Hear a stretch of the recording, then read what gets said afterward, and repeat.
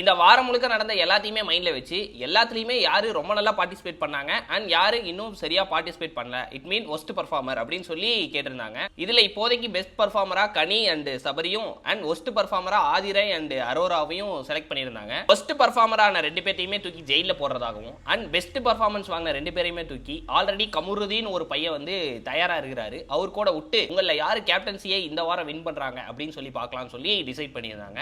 இப்போ இதுல best performance சொல்லி ஒருத்தரை நம்ம சொல்றதுக்கு அவங்க இந்த வாரம் எதுல எல்லாம் பெஸ்டா பார்ட்டிசிபேட் பண்ணாங்க அப்படின்னு சொல்றதை விட்டுட்டு இவங்க எல்லாருமே இவங்க கேப்டன்சியா ஆனா எப்படி இருக்கும் அப்படின்ற ஒரு மைண்ட் செட்ல சொல்ல ஆரம்பிச்சிட்டாங்க.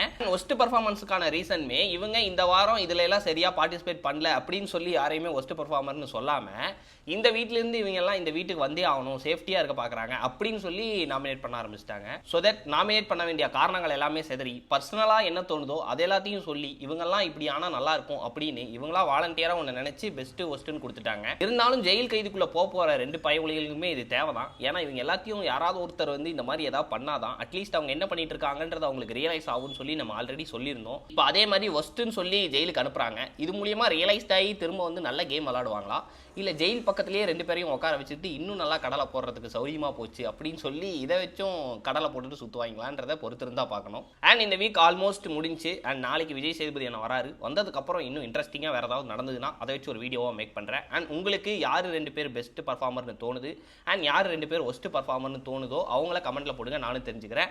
அண்ட் இவங்களுக்கு இந்த பெஸ்ட் பர்ஃபார்மன்ஸ் கொடுத்ததும் அண்ட் ஒஸ்ட் பர்ஃபார்மன்ஸ் கொடுத்ததும் கரெக்டா தப்பான்றதையும் போல்ல பின் பண்ணி வைக்கிறேன், அதுல ஓட் போடுங்க, அதுல இருந்து நான் தெரிஞ்சுக்கிறேன். தேங்க்யூ.